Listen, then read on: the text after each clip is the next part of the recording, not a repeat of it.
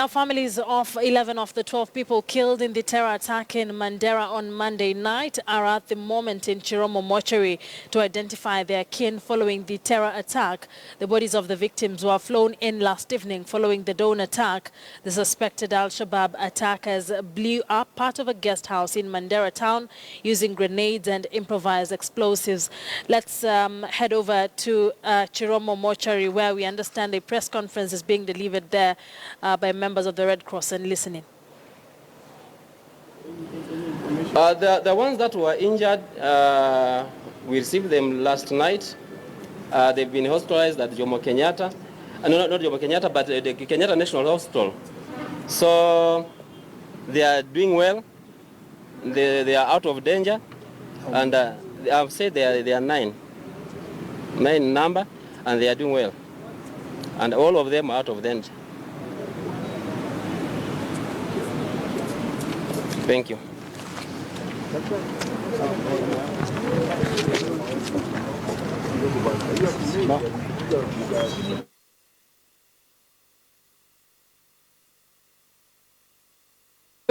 Regarding the bodies of those killed in Mandera, families of 11 of the 12 killed assembled at the Chiromo mortuary to identify the bodies of their kin. And of course, we also have information on those that were injured who were admitted at Kenyatta National Hospital. Our reporter Timothy Otieno is on that beat and will definitely be bringing us more information about this particular situation.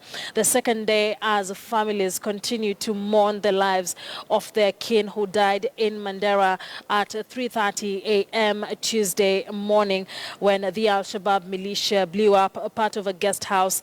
And remember, two of those who were killed in that particular attack were actors who were traveling in a group there to go and present set book plays to schools in Mandera County. Two of them were seriously injured. According to the leader of their group, they were flown in last night, and definitely we will be bringing you more information about how they're recuperating in a hospital and the process of identifying bodies.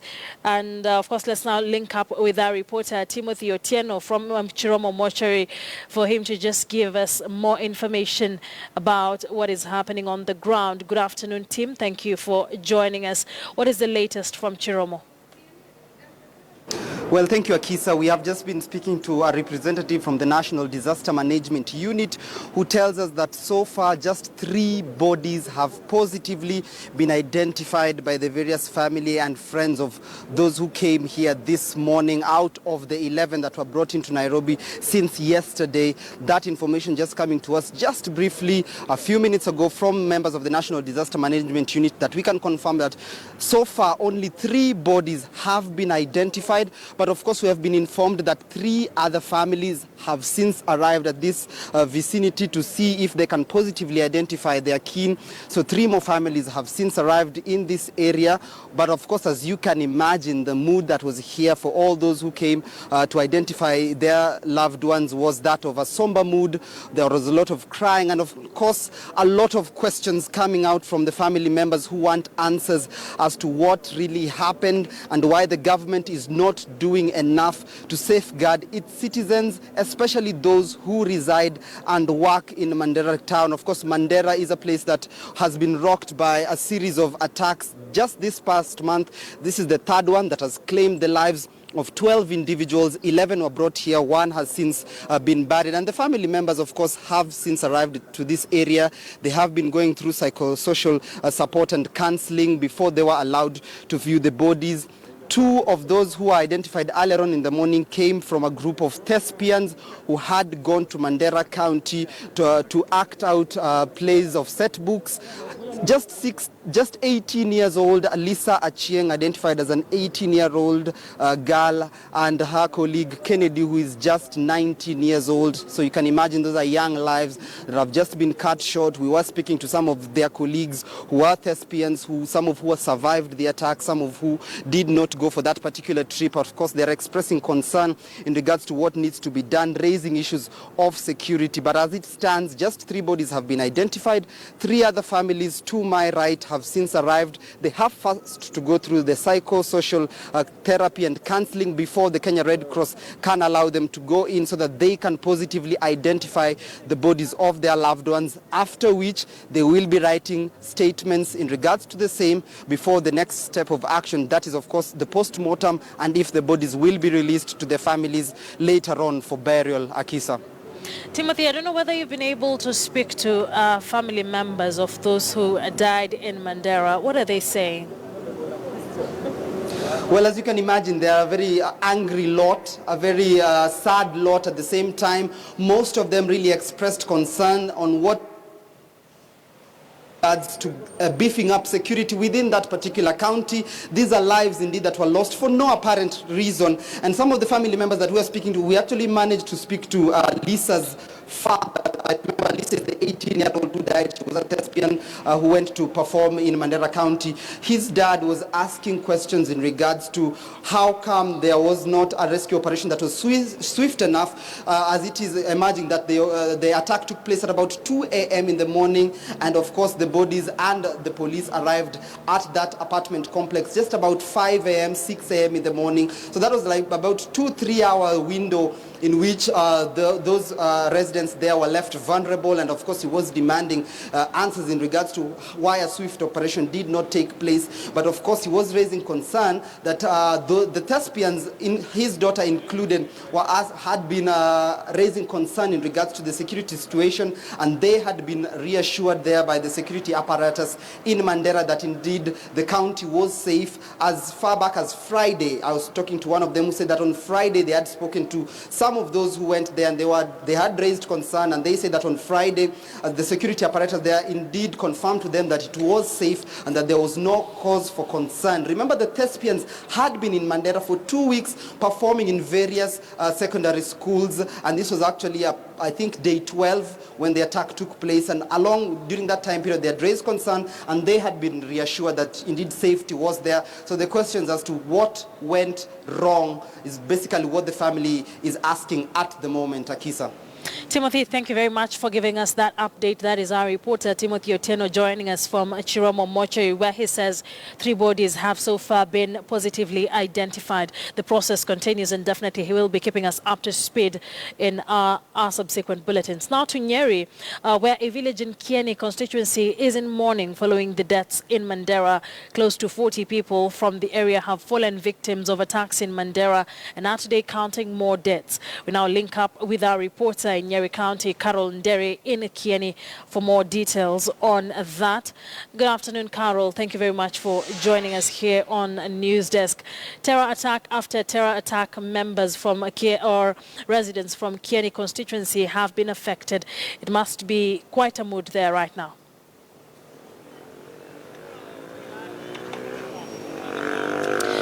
Good afternoon. It is indeed a sad state of affairs also here in Chaka in Kieni constituency. They're saying that 6 of the 12 who perished in the Mandera attack hail from this particular part of the country.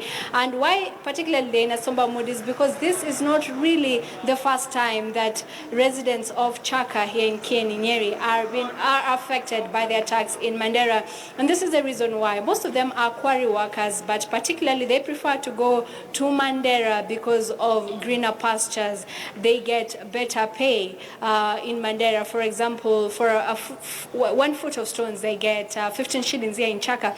But they're saying that in Mandera, they get about 40 shillings. That's quite a huge margin. And that is why, despite the previous attacks, most of them still continue going to Mandera. And they do insist that every Kenyan has a right to work in any part of the country, and they will not really be discouraged by that. So they keep going to Mandera.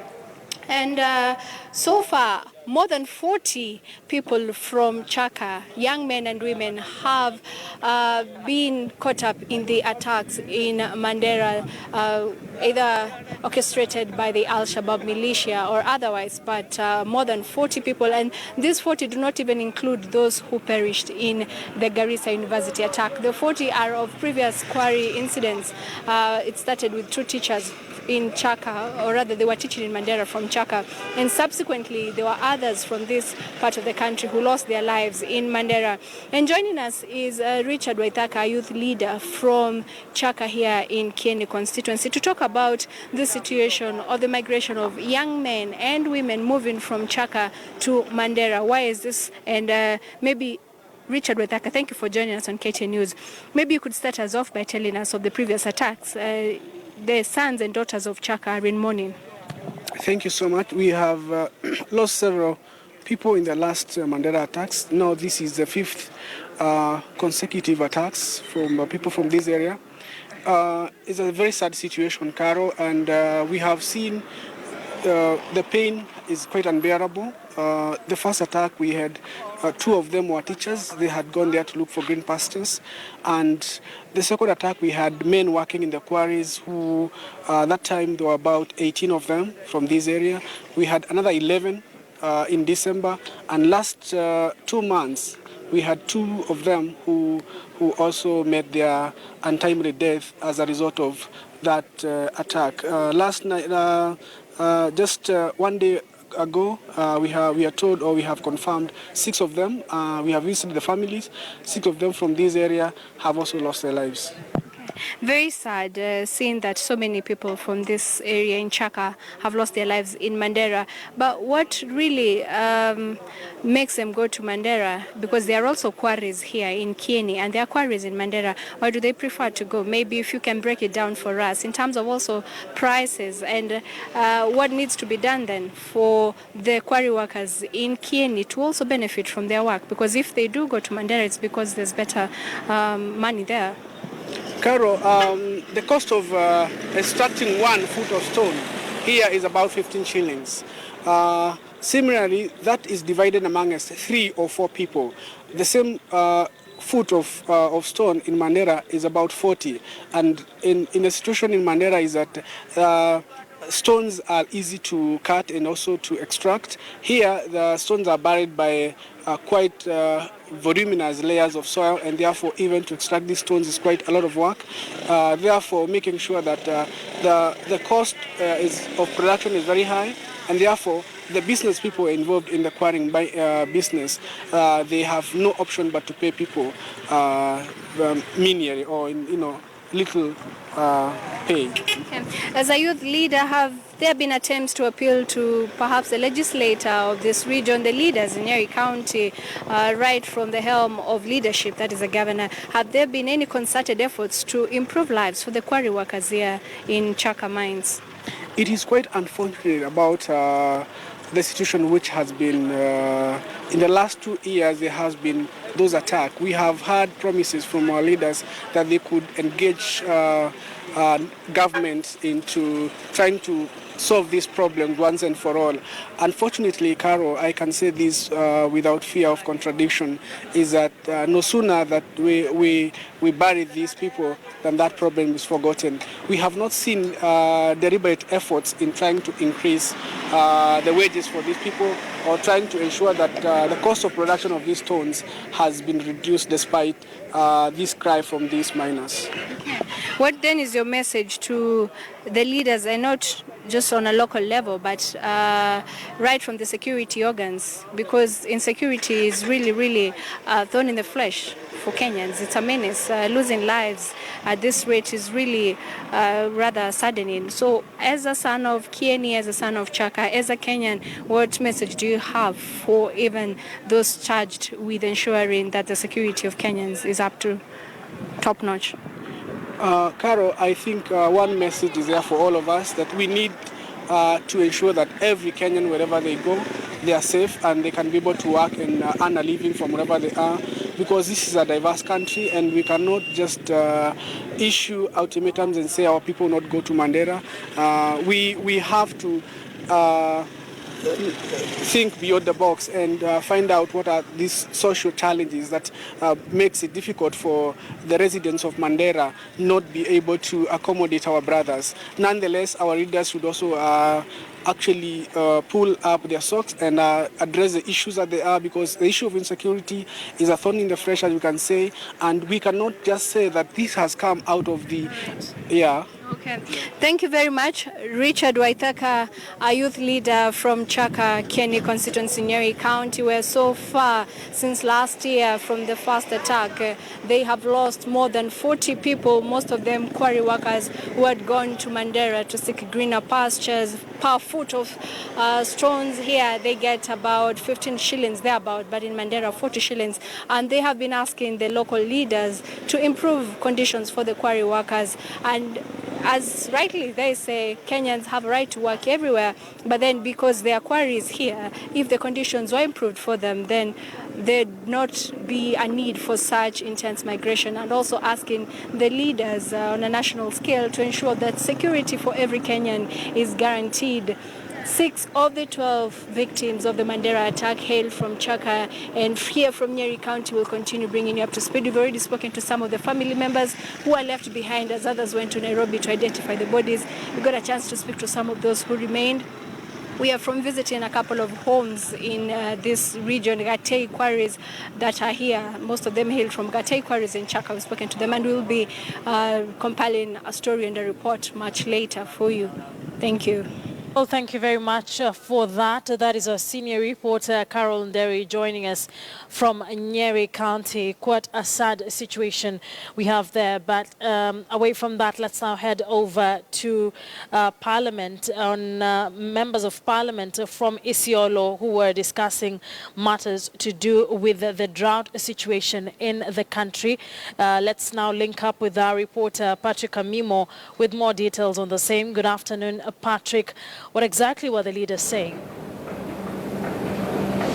Thank you, Akisa. Indeed, as we are talking now, the country, at least 1.3 million Kenyans are affected by drought, and already an alert has been sent countrywide where almost 10 counties are affected by this situation, where livestock and human life is at risk, and it's a crisis. But in Parliament, at least Isiolo County Women MP Tia Galgalo has raised an issue because it happens that in 1998, 99, when they had the El Nino effect, there was a disaster risk management policy that was put in place, and it so happened that in June 2013 the National Assembly passed a motion to have this particular policy implemented by the Minister of Interior, but to date it appears nothing has happened, has come of it so far. Now, with me, maybe with the MP, I'd like us maybe to give us to share more of the insight to know maybe why she thinks that it's now very proper to on why maybe the Minister of Interior has not introduced this policy to date. Mheshimiwa, what's your take on that? Thank you. This policy is very critical because this policy clearly outlines prevention, preparedness, mitigation, recovery, and response on disasters. This policy came into action after, for example, many disasters that happened, and I think you've already mentioned that. And for several reasons, to date, that draft policy has not come to Parliament. It has stuck in the Ministry of Interior and Ministry of Interior and the coordination of national government. And for reason, I would guess, is that disaster issues are done under different ministries, under different departments, and everybody is holding. Everybody want to control resources, everybody want to be in charge. But now that it's under ministry, I think it's critical that this policy is brought to Parliament, because if we don't have any policy framework, legislative framework, basically it's very difficult to raise even funds. Even response is a big problem because there's no guideline at all and principles to ensure that at least we prepare for disaster risk reduction. For me, I think it's lack of goodwill for whatever reason. I think the Minister for Interior should apologize to this country. He's the first person who always goes to the media to ask Kenyans to be calm when disasters strike. But in his backyard, in his office, on his desk, there's a document that is gathering dust for now 4 years. And it's unfortunate when the president of this country is really committed to ensuring that all Kenyans are safe and that all Kenyans do not starve and get hungry. Then there's a minister who sits on a document that can unlock many things in this country. So for me, I think it's non-committal from his side, and I think they're sleeping on the job. And I'm sure he's working across with other officers in the ministry. I think this ministry should wake up. they should not cheat Kenyans, that we have a disaster policy or even legal framework. The most unfortunate thing is that in Eastern Central Africa, Kenya is the only country that does not have legal framework. Of course, lack of legal framework means a lot. Poor coordination. Of course, when things happen, we put Kenya Red Cross in front, which is, of course, a very important institution, but which is not government. For us, I think this must happen. Indeed, I've seen that you've just moved ahead, and you're now proposing to come up with a private member's motion to introduce the disaster risk management bill. What inspired you to do this, and what will be the impact should this bill be adopted? Of course, what inspired me most is that immediately I came to Parliament, I realized that disaster is across this country. And in my backyard that time, there was a disaster because several areas were submerged because of flood. And that was happening across the country. There were landslides, of course, many disasters and all that kind of stuff. Why really I've been on top of things, and even after the ministry failed to respond to a letter from the implementation committee telling them to bring in the policy document and also the policy bill, the draft bill. Why I decided to move on is because of what Kenya is going through. Of course, a disaster does not give timeline. It doesn't say it's tomorrow. It happens at any one time. If you're not prepared, then that's very difficult, very, very bad. So why I went ahead and did a private member bill is because, for me, we require a one-stop shop for disaster risk reduction and management. We require structures, we need roles and responsibilities, we need to do coordination, we need to strengthen, we need to pull in our partners, for example, international partners, private sector, people who have goodwill out there and who have money really to come and support Kenyans. And they cannot do that without a policy guideline. They cannot do that without any legal framework, for sure. Indeed, that is Isiolo MP Tia Galgalo just sharing with us the importance of why Kenya should have a disaster risk management policy in place. We've seen that things need to be coordinated from a central place, and in fact, she's proposing of at least a disaster risk management authority at both the national level and the county level to mitigate such disastrous effects in the country. From here at Parliament, it's back to the studio, Akisa.